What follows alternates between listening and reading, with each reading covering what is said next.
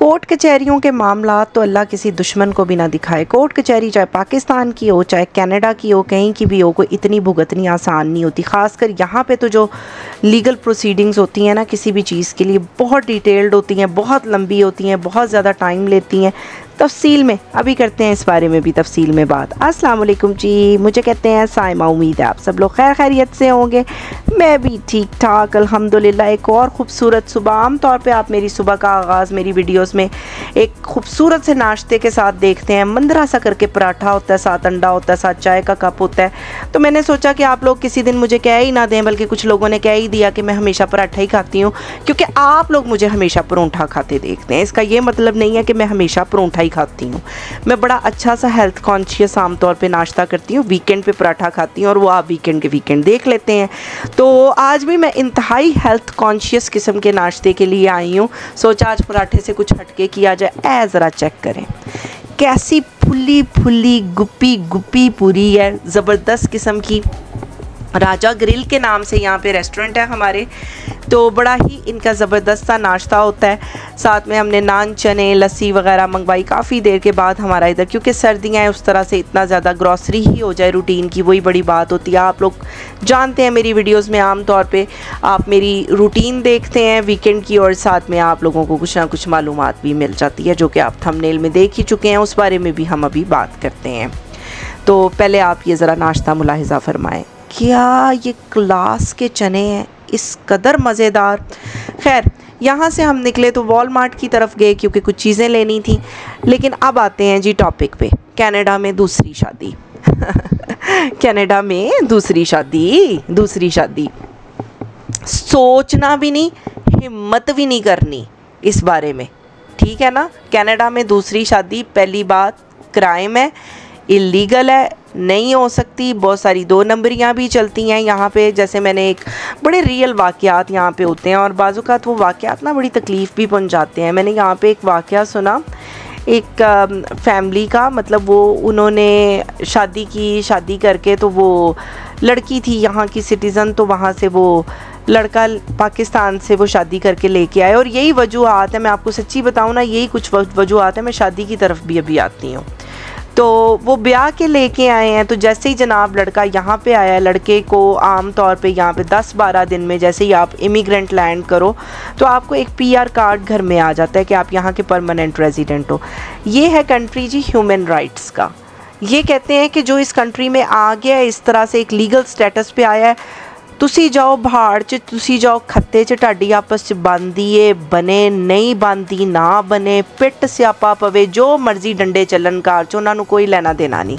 वो कहते हैं कि वो एक लीगल तरीके से वो बंदा यहाँ पे आया। अब लड़की जाके अगर ये कोर्ट में कि इसने मेरे साथ धोखा किया है, या ये सिटीज़नशिप के लिए या रेजिडेंस के लिए यहाँ पे आया है, तो अब आप इसको इस मुल्क से निकाल दो, क्योंकि he is not the same person he used to be, और the person that I got married to.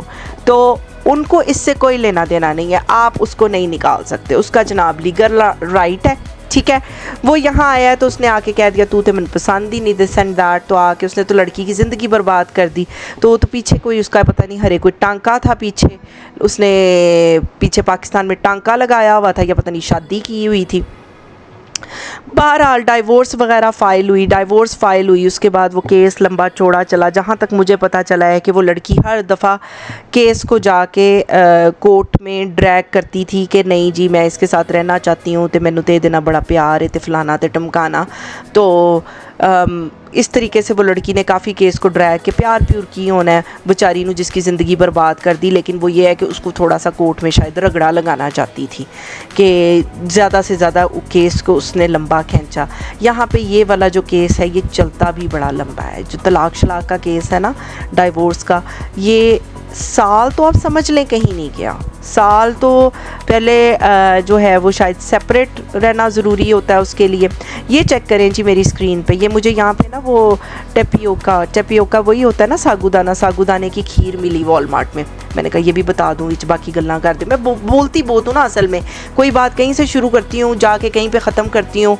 तो मेरा यही है कि मुझे समझ नहीं आती मैं कितना बोलती हूँ, मैं काफ़ी बोलती हूँ। खैर ये तो आप लोगों को पता ही है।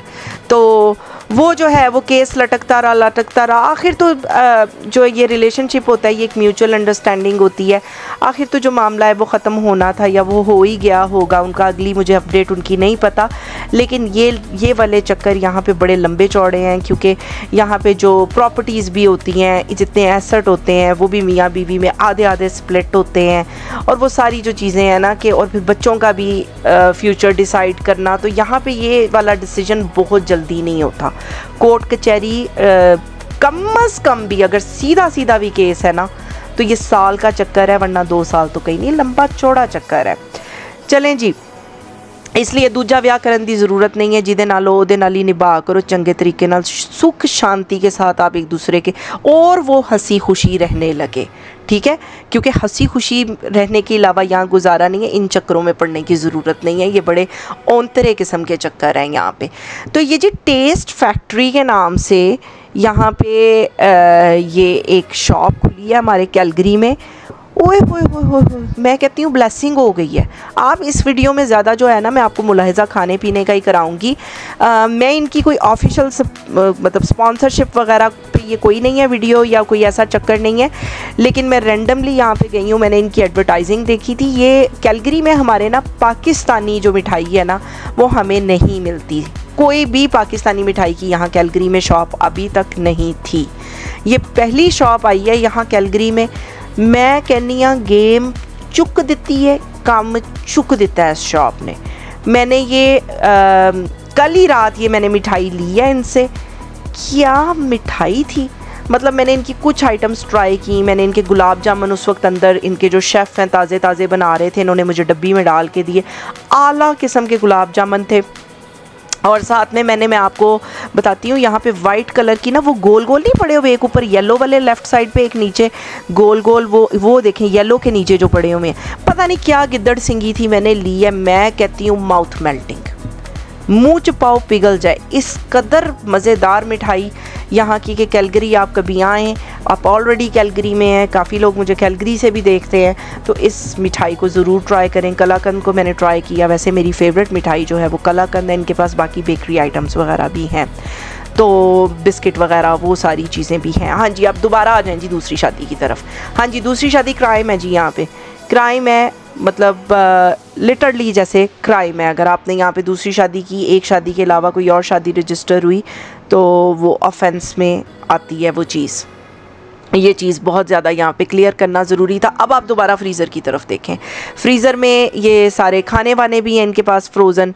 कुछ इनकी डील शील भी लगी हुई थी कि बाय 1 गेट 1 फ्री खानों पे, अगर आपने रेडी खाना। खैर मैंने तो मिठाई ही लेने आई थी और मैंने मिठाई ही ली। तो दिन इतना ज़्यादा बिज़ी मेरा आज का गुजराना कि मैं घर गई तो मेरा खाना वाना कोई नहीं बना हुआ था। नाश्ते से निकले, ग्रॉसरी की, फिर उसके बाद करते करते रात को ये मिठाई लेने, कितने ज़्यादा चीज़ें की ना कि मुझ में खाना बनाने की हिम्मत नहीं थी। ये जो आपको बहुत ही फैंसी से सैंडविचेस लग रहे हैं, ये वही टिपिकल हमारे बचपन के ज़माने के सैंडविच हैं, बस मैंने इनको ज़रा लुक दे दी है। अंदर शामी कबाब लगाया हुआ है और बाहर मैंने ऑमलेट का मटीरियल लगा के उनको लुक दे दी। साथ ये मैंने क्रीम भल्लियाँ बनाई है, हर वक्त मेरे घर में बनी पड़ी होती हैं फ्रीज़र में, तो बस उनको सोक किया, बनाई। मेरे हस्बैंड को बहुत पसंद है, ये रमज़ान के महीने में तो बहुत ज़्यादा हमारे घर में बनती हैं। इसके साथ या अगर आपको वीडियो अच्छी लगी है तो वीडियो को लाइक कर दें, चलो कनाडा को सब्सक्राइब कर दें, वीडियो को ज़्यादा से ज़्यादा शेयर करें और मुझे इंस्टाग्राम पे भी फॉलो कर लें। और बेल नोटिफिकेशन जो है उसकी घंटी बेल की वो ज़रूर दबा दें, ताकि आपको मेरी नई आने वाली जो भी खेखन मैं खिला रही हूँ उसके बारे में टाइम पता चल जाए। दुआओं में याद रखिएगा। अल्लाह हाफ़िज़।